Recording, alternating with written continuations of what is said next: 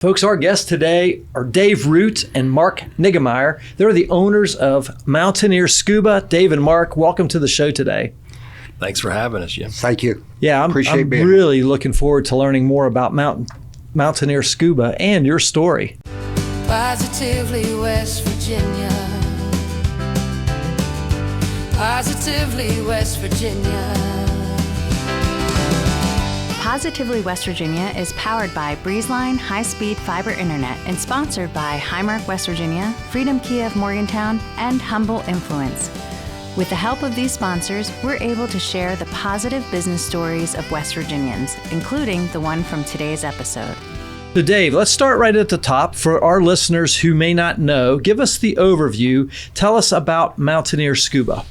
Okay, Mountaineer Scuba was three of us came together one day and said, we ought to do this. So we did. I was teaching independent. Mark was helping me for many years. And we said, to better serve the people that we're teaching, we probably should have a store so we have availability of other pieces of equipment. Yeah. So the three of us decided to link up, do this, and we got started doing it just little over close to 3 years we've been open now on Scott Avenue. Yeah, Scott Avenue in the form of the unemployment office. Right. That's where you guys are located. Mountaineer Scuba. And of course, for those folks who don't know, Scuba is self-contained underwater breathing apparatus. It's an acronym basically, right? So Right. the ability to breathe underwater. Mark, tell us a little bit about how this whole thing got started for you. What's your interest in scuba? Take us back to that when you first got that fire. I started diving when I turned 40. I'd always wanted to learn how. So when I turned 40, I said, I'm going to learn how. Plus, at the time, I was a volunteer fireman and we didn't have a water team. And it was sort of to help start a water team up. Yeah, like for rescue and search and recovery. Yeah, recovery. Yeah, recovery. Okay. And then me and Dave knew each other from the Navy Reserves. And we've just been friends ever since. And then when we both retired from the Navy Reserves, we kind of started training. And I had a small compressor at the house and started advertising on Facebook. And it's just grown because everybody up until then was either looking for a volunteer fire department that would fill bottles for them, or they'd drive clear up to Pittsburgh to get a bottle filled or whatever. So we started doing it locally. Wow. It's grown from there. Very cool. Dave, how about you? How did your interest in scuba come about? Well, a lot of people will tell you that Jacques Cousteau got him interested. I go back farther to an old show called Sea Hunt. Oh, yeah. And that's what got me started and said, someday I'm going to do that. Well, I did. In 1992, I started diving. So it's 34 years ago I started diving. And then I was getting ready to retire from my job. And I thought, I got to have something to do. Yeah. And I thought, I'll get certified as an instructor. And that was in 2015. And then I got certified as an adaptive instructor to work with people with different abilities. And then I started teaching in the Morgantown area in 2016, just as a little part-time fun thing to do. And it just kept growing and growing to where I was either going to have to start saying no to people because I didn't have the time, or expand. So we brought in a third partner, and we all decided to open up Mountaineer Scuba. Yeah, that's a great story. So both of you guys are veterans of the U.S. military, the Navy branch. You're correct. Thank you for your service, both of you. I truly mean that. It's awesome that you were able to serve our country like that. And I think the whole idea. I'm fascinated with scuba. Okay, so I want to get into a little bit about what's in it for the customer. Like what draws people to want to strap a tank on their back and some fins on their feet and a mask on their face and go underwater. What is it that you think appeals to people, Dave? I think it's the peace and quiet. I think it's going someplace that most people don't get to go and see. For me, I like diving shipwrecks, particularly natural shipwrecks. So we dive a lot of the World War II wrecks off the Atlantic coast. Wow. Some in the Pacific. It's just the history of it. Other people like just seeing the pretty fish, the corals and stuff down in the Keys. Other people like cave diving. So people have different interests, but it all comes down to it's nice, peace, quiet. The only thing you hear is some bubbles. Yeah. No phone calls, no spam calls. That's awesome. Mark, how about you from your perspective? What do you think draws people to scuba? I think first, curiosity. Maybe they've done some snorkeling, they get to see a little bit of the underwater world. And then once they get into scuba and they do their first ocean dive, it's usually the hook because you get to see things that nobody else gets to see. I mean, to me, one of my most memorable dives was a night dive in Hawaii, listening to whales singing off in the distance. I mean, it was wonderful. Wow. Almost surreal. Yes. Yeah, that's great. Now, I got to ask this question. The show's called Positively West Virginia. We're all about West Virginia. Are there great opportunities for dive experiences here in West Virginia? We dive a good bit locally in Tiger Lake, some in Cheat Lake, Summersville Lake. Yeah. And I like to shoot some underwater video while I'm down there sometimes. And it's a challenge to shoot it because the water is not crystal clear like Florida. But we still get in and around it. And it gives, like on Facebook, they have these pages for some of the boaters and stuff at Tiger Lake and whatnot. And I'll post those videos and say, here's what the lake looks like underwater with the Christmas trees and the fish that's using them for a habitat. And you'll see the bass and the bluegills and the catfish all swimming around the Christmas trees and say, this is what's going on underwater. Yeah, that's fascinating to me. I'm a fisherman, and I fish on all those lakes that you just mentioned, and I'll often wonder, what does it look like underneath the water? So I'm going to have to check out your videos for sure, Dave. So let me ask you this. What are some of the interesting things you've seen here in West Virginia when you're diving, say, at Summersville or Tiger Lake? Well, we find a lot of stuff. I want to know. I'm curious. Cell phones, iWatches, people's wallets. Really? They like, especially down Summersville, where they jump off the rocks and they forget to empty their pockets. We try to get that stuff back to people if we can figure out who belongs to.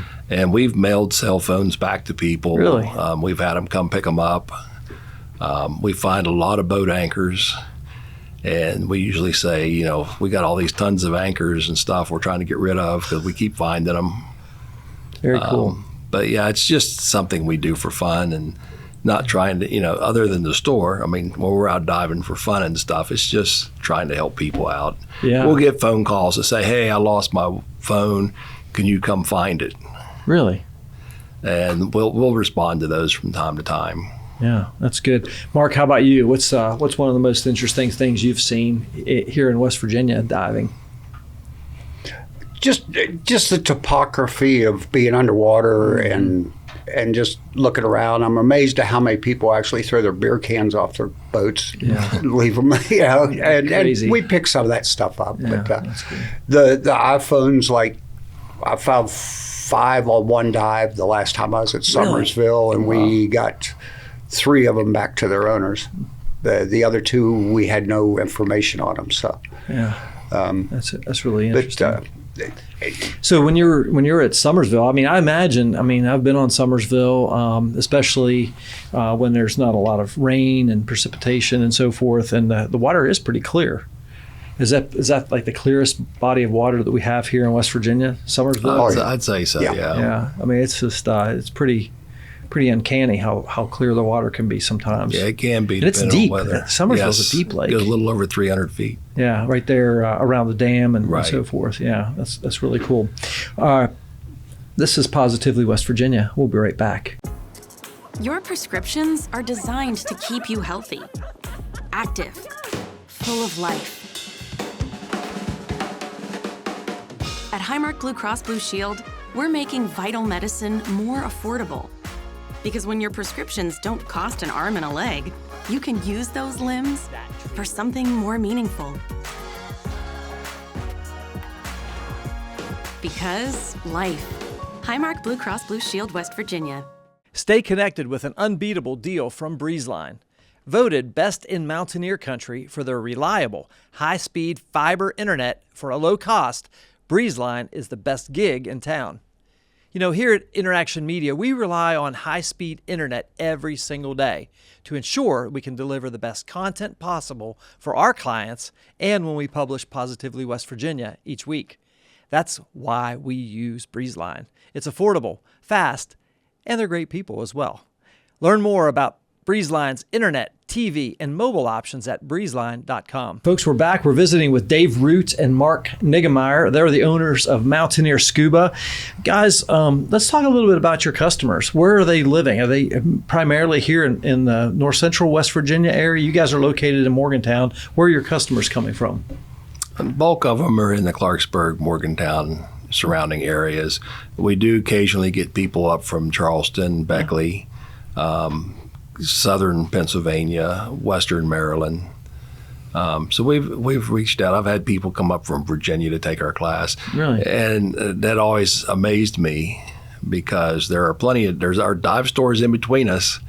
But there are people that come to see us, and that's cool. Hopefully that speaks to our reputation. Yeah, well, as instructors, but also I would like to know a little bit more about the experience of your store. You had it for a couple of years now. When people come into Mountaineer Scuba, what do they expect to see? What's the expectation? Maybe we'll start with you, Mark. I think a lot of times they're surprised at how much equipment we have on site and the inventory that we carry. Yeah. We carry 4 or 5 different brands of regulators and fins and booties and everything like that. Yeah. And I really think they're surprised with the selection that we have at the store. Yeah, and so not only do you offer classes and certification in scuba, maybe we can talk a little bit about the details of that, but you have a full retail store. Is it like when somebody comes in and says, hey, I've got an interest, I want to learn about this, what's the best way for them to get plugged in? Is it one introductory class, or do they sign up for a whole series of courses? How does that look? Well, if they're really questioning whether it's something they're going to enjoy or not, we hold what's called Discovery Scubas. Okay. And this is where we go into the shallow end of the pool, let you try it, let you breathe underwater, let you practice finning a little bit. Mm-hmm. Do a couple little exercises, and then just let you play for a little while. And then if you decide you like it, you come back and sign up for what we call basic open water, which is the beginning. And a lot of people always say, well, this is all I need. This gets me down to 60 feet. I can go dive the reefs, look at the fish. And I always say, well, you'll be back. And then they come back and take the advanced class because they can go deeper and see more. Yeah. So there's progression. It's like anything. You start out simple and build up to where you want to be. What's the deepest you've been, Dave? Legally, it's about 130 feet. 130 feet. Okay. Mark, how about you? I'll go with 130 feet. Okay, good. Okay, good. That's all we need to say, right? So, I mean, that's deep. I mean, that is, what is that, like 13 stories or something like that? I mean, never really thought about it that way. What's the pressure on your body at 130 feet?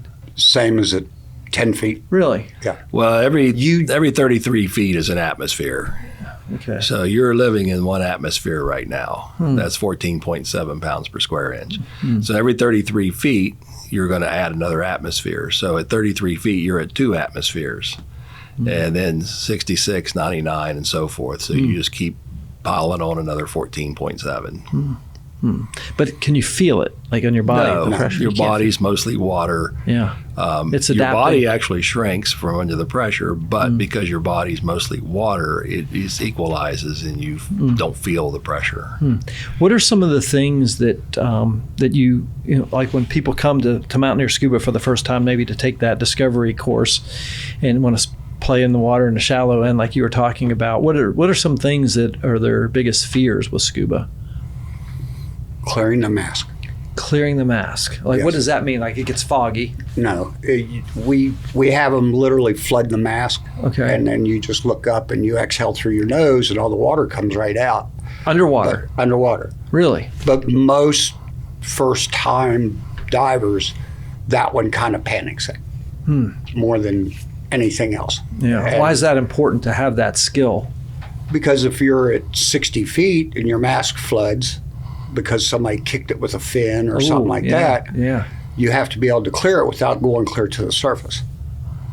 So it's one of those things I never knew. So thank you for that, Mark. I appreciate that. So what has you guys fired up about your business right now? What are you most excited about? I'll start with Mark. going to Fiji. Going to Fiji. You have a trip coming up? Yes. That's something that And you do. You April. have like a travel division, right? Where you book Right. trips and take Correct. clients on these dive trips. So when's that coming up? End of April. Okay, First part of May. 2026. Yeah. Good. Is it booked up? Oh yeah, Good. it's Good. booked solid. What are you excited about, Dave, right now for your business? Just being able to share experiences. A lot of times customers will come in and we'll just sit and talk for a half hour, swapping lies, stories, whatever you want to call them.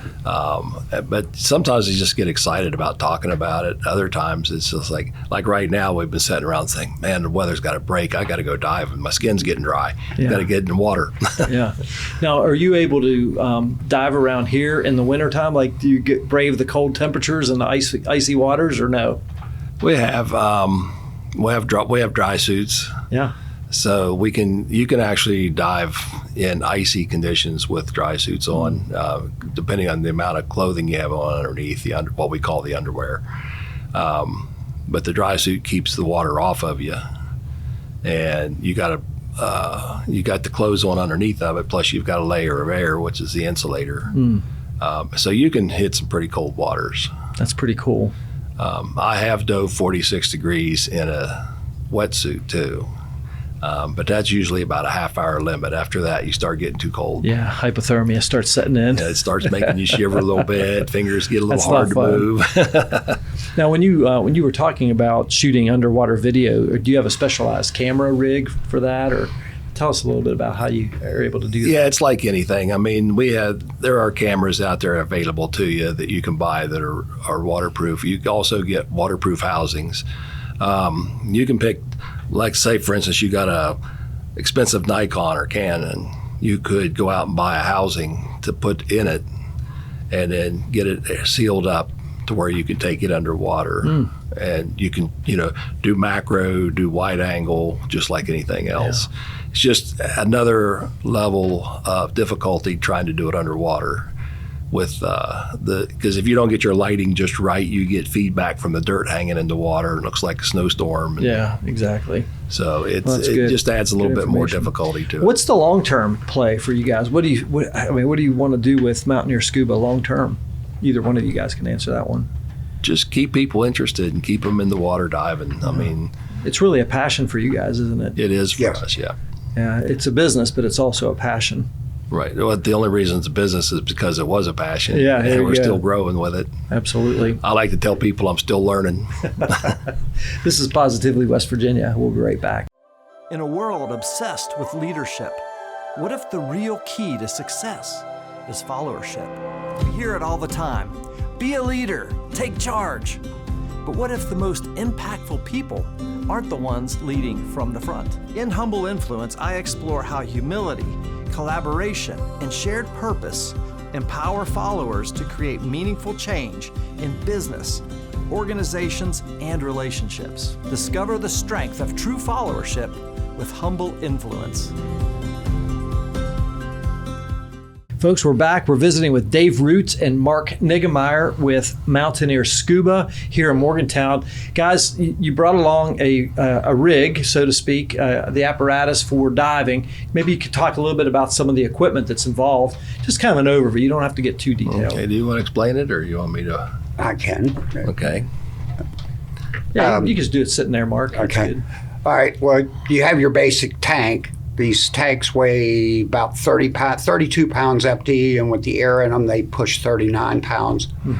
And then you have your fins, mask, and then you have your regulator, if you want to throw some of those around here, Dave. Your regulator takes the 3,000 pounds that's inside the bottle and brings it down to a breathable pressure to your first stage. Cool, yeah. And then you also carry a second stage for, in case this one malfunctions, you have a backup. Yeah, and that's important. Yes. Having a backup.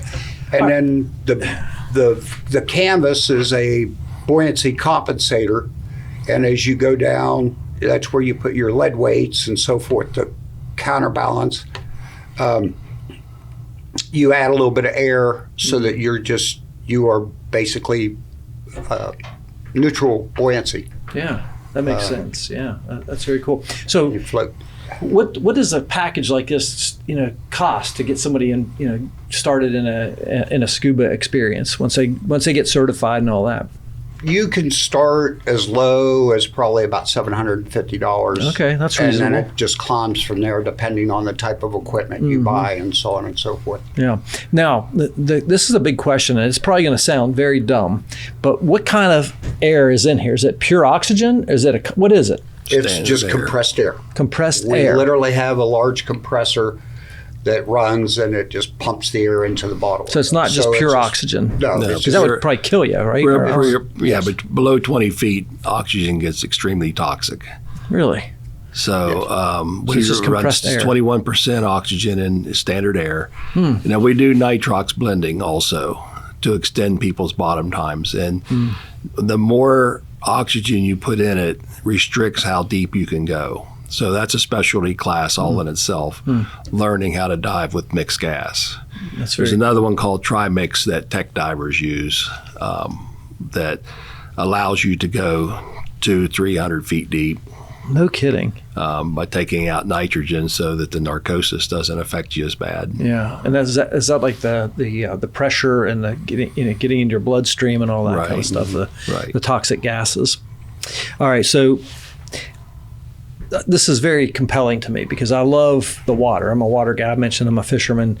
I love the Caribbean. I've been snorkeling multiple times on these little shallow reefs, and I love what you were talking about, Mark, being down there with a fish and seeing all these things. I think Dave, you mentioned that as well, and what you said earlier is very true. Being underwater and seeing what's happening, because most people see the ocean or the sea, the Caribbean Sea, and they're looking at it, and you just see it looks flat, and you can't even visualize what's happening underneath, right? But then once you put your head under and you're able to go for a few minutes and just see the fish and the coral, and I've never seen a real shipwreck or anything like that, Dave, like you were describing, but there is something magical about that, seeing this whole other world that exists that most people never get to see, and I love that. What would you say to somebody like me who is would love to experience that, but is a little bit of afraid? And I'll tell you my backstory. I started to, and I said, I'll hold this for the show. When I was like 8 or 9 years old, I was a pretty good swimmer. I was on a swim team. And so I knew my way around the pool. I knew how to swim very fast and multiple strokes. One day, I was at the pool and none of my friends were there. It was kind of a slow day at the pool. And I had a set of goggles. There's nothing like this, but just a regular set of Speedo goggles or whatever. And I had, I think it was a quarter. And I was throwing the quarter and I would pretend like I was diving for it in the shallow end. It was like 3 feet. Right. And for some reason, I thought there was a ladder that kind of went around the pool like in a C shape. I thought, oh, that looks like a cave. I'm going to go explore a cave, like you mentioned, Dave. And I went as this little 8-year-old boy and swam between the wall of the pool and that ladder, and I got stuck. I mean, I could not move. I was wedged in there underwater, probably 2 feet. My head was under 2 feet of water. And I panicked, and I thought, this is how I'm going to go. This is it. This is the end. And I struggled and struggled and struggled. And I thought, I'm imagining like they're going to find me, and they're like, what happened to this kid? He's so dumb.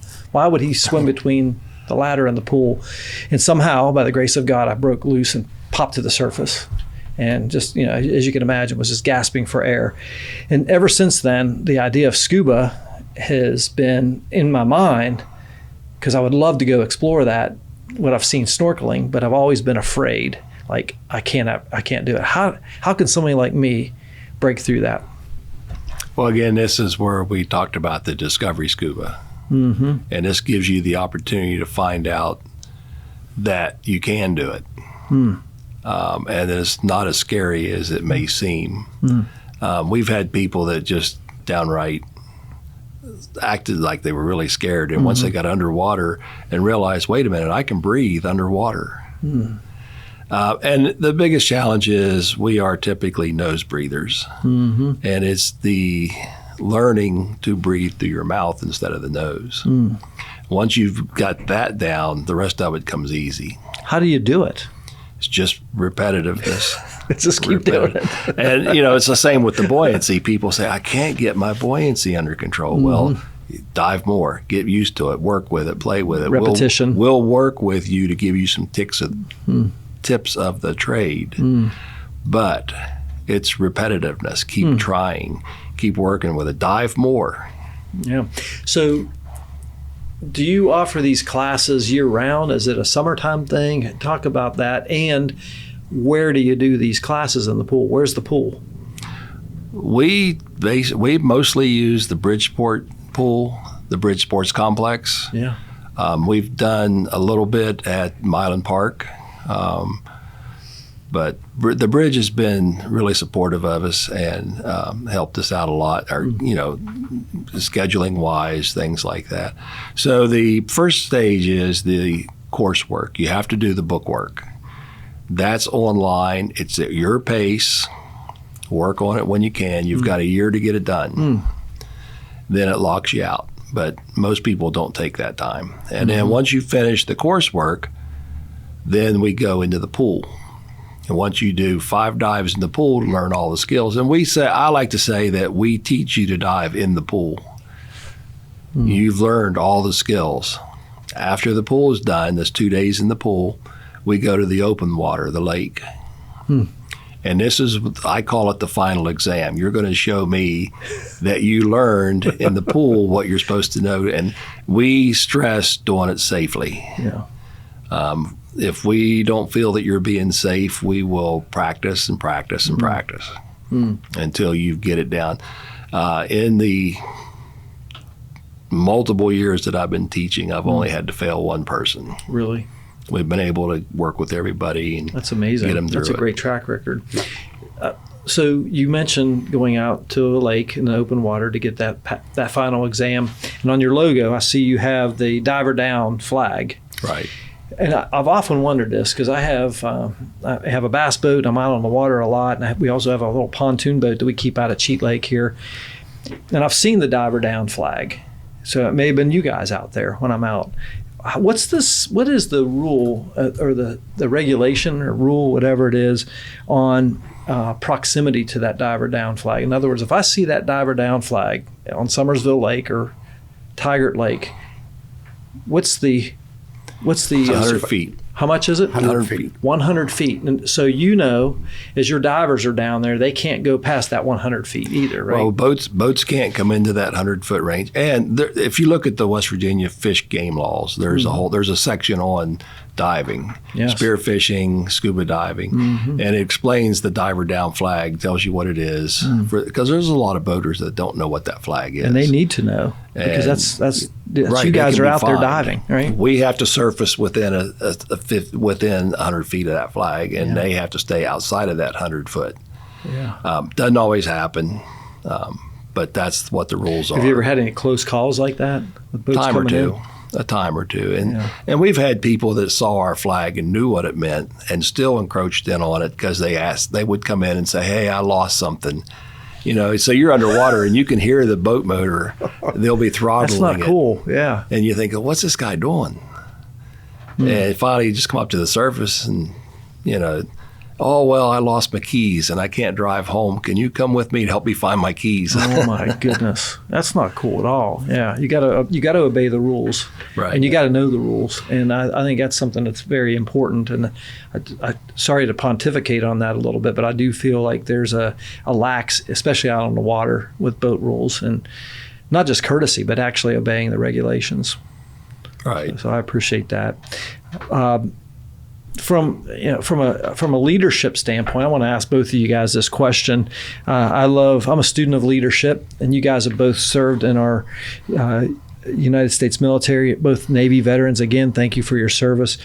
What do you think is I'm going to start with Mark, and then we'll go to Dave. What do you think is the most important characteristic or a trait of an effective business leader today? Just be able to interface with customers and deal with the paperwork involved. Yeah, communication. Yeah. Okay. Yeah, I like that. Be open to questions and try not to get too long-winded with your stories. Yeah. Yeah. Which can happen. Yeah, absolutely. I'm a talker, so maybe I got long-winded. So thank you for that, Mark. Appreciate it. Dave, how about you? What do you think is one of the most important traits of an effective business leader today? Like you said, with Mark said and whatnot, communication is a big part of it, but it's also patience. And it's sometimes hard for us instructors to think, that was me 30 years ago. Sure. So, if I catch myself trying to explain something and I'm thinking, oh, wait a minute, I got to back up. I got to communicate this differently because I got to remember what it was like for me 34 years ago when I first started. Yeah, I had no clue. So it's the communication, it's the patience, it's the ability to work. Especially 10 years age is the youngest you can start diving. Okay. And we've had some great 10-year-olds in the water. Really? Been fantastic. But, you got to remember, you got to tone it down to the age group you're working with. We do a lot with the Boy Scouts because they have those camps Badges. they go to. Yeah. Oh, and there's Sea Base in Florida that they go to, which is That's based right. around sailing and scuba diving and That's stuff. great. So occasionally we'll get a Boy Scout troop come to us and say, hey, we want to get the boys ready to go. That's great. But so you got to make sure you're communicating in the age group that you're working with. Yeah, it's great wisdom from both you guys. I appreciate that. When you talk about communication, it got me thinking. When you're underwater, say you're down there, 30 feet, 50 feet, 130 feet. How do you communicate with each other? Or is there like a sign language or Correct. What are some of the common ones that you? The most common would be, I'm out of air. And I mean, you exaggerate. Are you watching a regulator or what are you watching? You watch a regulator, but there's when you're diving with a group, there's always somebody that breathes a little faster than everybody else. Okay. And if there's 2 or 3 people, the person that's lowest on air controls the time we're under the water because you don't want to come up without your group. And if they're getting low on air, they'll let you know. That's what and that means. You go over and see what the problem is. And Yeah. You could use that with me if I'm long-winded. Mark. Say, hey, you're full of air. And then there's just different hand signals. Yeah. That's great. Some of them are made up. Some of them are actual. Yeah. Yeah, there's a lot of standard hand signals that are basically recognized worldwide. And then you have some regional ones where somebody will try to say, hey, come look at this turtle or whatever, and they'll give you their regional sign for turtle or whatever. But okay, I got a problem. Give us a couple of those. This is okay. Okay, yeah, it's like universal, right? Yeah. Right. Okay. And then this is a question and an answer. So if I look at you and I go like this, if you don't give it back to me, then I assume there's a problem. Oh, like they're maybe experiencing. Maybe they got narcosis and they don't really. So, and then if you got a problem, it's like this. Yeah, But, this just tells me you got a problem. It doesn't tell me what. So I'll tell people, if you go like this, you got a problem, point to your ear if that's the problem. Point to your sinuses if it's not clearing. Those kinds of things. Very cool. Yeah. Communication. You mentioned communication. I'm thinking like instruction, but underwater, it's a whole other game because you can't communicate like we normally do, right? With verbal. Unless you go to a full face mask and you can use comms. Yeah. So this face mask here is with the regulator, right? You have a regulator. That's your standard mask. Covering your nose and your eyes. Is that typically what you guys are using? That's what I use. That's what you're using? Yeah. Okay. Very cool. And your nose has to be encapsulated or you can't clear your ears. Yeah. A lot of people, they pinch their nose, just like when you're flying in a plane or driving over a mountain. That's good. And that's why your nose is encapsulated. You have snorkeling glasses that don't include your nose, which you can't use for diving. Exactly. Yeah. Okay, good. So I guess one of the questions that I have, because this, seems like pretty basic gear. There's some technology involved, but is technology playing a role in scuba and what you guys are doing? Like maybe you can explain a little bit about that. For example, on my tank, I have that little pod hanging out there on the little short hose. Yeah. That's a transmitter to a risk computer, and that risk computer figures my breathing rate, how deep I am, etc. And by looking at the computer, I know how much more time I probably have underwater. Where back in the day when we first learned, you based your dive on your deepest point, and that determined that you could only stay down 30, 40 minutes. Even though you went down to 60 feet but did most of your dive at 40 feet, you still had to say, well, I was at 60 feet, so I got to get out of the water in 30 minutes. Gotcha. Where with the computer, it compensates for all that. It's tracking So it for gives you more time underwater. I'm using something that's probably several years old. Dave's got one that his computer does his heart rate and everything else while he's diving. Amazing. Yeah, that's great. Well, that's very cool, and I appreciate that. Guys, we have covered a lot in this interview, and I think that you guys did an amazing job of explaining scuba, the experience, what people can do, and what they can expect. If I may plug. Yeah, please. April 15th, we are doing a discovery diving at Bridgeport, and if you're interested in doing it, then you go to their website, sign up, and it's like $50. Yeah. How often do you guys do those? This is the first one we've done this year. Okay. And because their pool has been so busy this winter. Yeah. Do you typically do a couple of those a year? Or? We try. 3 to 4. 3 to 4. Okay, good. Well, if they miss this one, they can look out for the next one. If you miss this one. Yeah. You can look. I've got to get the nerve up to come out and try that. I would love to do it. Honestly, it's just. We'll get you through it. I think it would be cool because we're out on the boat a lot anyway. Why not just take some scuba stuff and you go diving here in West Virginia? Yep. And then if we make it back down to the Caribbean, that would be a plus. After I learned how to dive, that was one of my major investments, was a 25-foot pontoon boat. Yeah. And I rigged it up just for diving. Yeah, we have a 26-footer out at Cheat Lake. I would love to learn. I think it would be cool to maybe this will be my motivation, is to understand more the fish habitat. Like Summersville, I love smallmouth fishing, and I'm wondering, like, what are these fish doing? Where are they? And you've seen it. I've had fishermen before a tournament come to me and say, "Where are you seeing them?"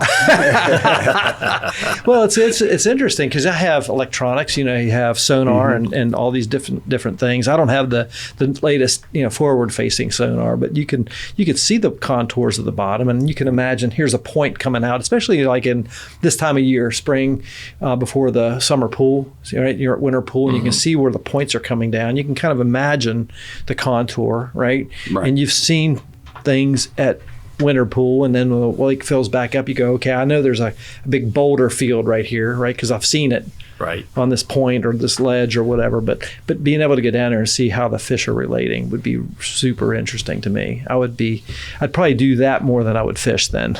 It's actually kind of funny that, when you're swimming, the fish are just constantly running away. When we're diving, they will actually come and investigate us. Really? And I've had bluegills swim right up and look right in my mask. If you can control your breathing to where you're not scaring them with the bubbles, I've had them come right up, look right in my mask, and stare at my eyes. They're like, what the heck is this guy? And try to figure it out. Just like we're curious, right? Yeah, right. They're curious of us. Well, guys, it's been great having you on the show. Is there anything else that you guys would like us to know about Mountaineer Scuba or your story, your backstory? Well, we talked about it a little bit earlier. I'm probably one of the very few in the area that works with people with different abilities. Yes. I'm certified to work. And I would say probably the most complicated one I've ever worked with was a quadriplegic in the water, where we would put them in the water and we pretty much do everything for them, but let them enjoy weightlessness. I've gotten young kids out of wheelchairs that could maybe walk if they wasn't the weight of their body. And we put them in the water and get them weightless, and then they would refuse to put fins on because they're enjoying walking so much. And then there's a group that takes them down to Florida and learns on a yearly trip. They learn about coral reefs through the Reef Society down there. And They take them out and they let them dive around around the reef farms where they're growing the coral. That's amazing. And just let them get out of their chairs and go out and enjoy life. Dave, I appreciate you sharing that. You don't know this, my son is going to be 36 this year. He's in a wheelchair. His name's Dylan, and he can't walk on his own. But when you get him in a pool, I mean, that kid, he can walk anywhere, because just like you said, the weight of his body is not a deterrent. So the buoyancy of the water just keeps him upright, and he can go for hours in the pool. But on land, he can't walk. So I appreciate you sharing that. And if you get them below 60 feet, the brain releases a natural painkiller. Oh, really? And we've had stories of people that we get them down to depth, and when they get out of the water, they're pain-free for hours. Wow. That's amazing. Well, I appreciate you guys. How could folks learn more about Mountaineer Scuba and get in touch with you all? We're at 304 Scott Avenue here in Morgantown, and our phone number is 304-241-5226. Do you have a website? Yes, we have a website, mountaineerscuba.com. We have a Facebook page, Mountaineer Scuba, and then we also have Mountaineer Scuba Group. So we have a page and a group, and then on Instagram. And that's great. Just now starting to try to learn how to use TikTok. I'm not there yet. There you go. Well, Dave, you can teach me a little bit about that too when you figure it out. I will say this, I am going to check you out for sure and check out those underwater videos, especially of our West Virginia lakes. I want to see more of that. Maybe we can work out a deal here where you can share where all the hot spots are. I really appreciate that. We'll make sure we have links to your website and social media on our Facebook and Instagram pages and all that linked in.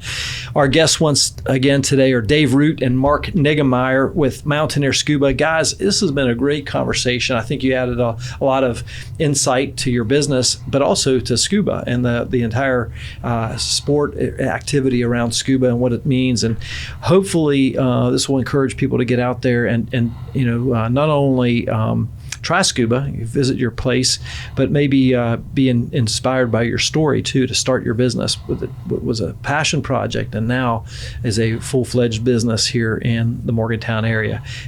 I want to congratulate you on your success and encourage you to keep up the great work.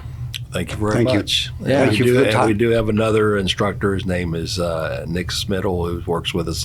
He's he's third owner of the company. Awesome. And he just got finished teaching a class this past weekend in Wonderful.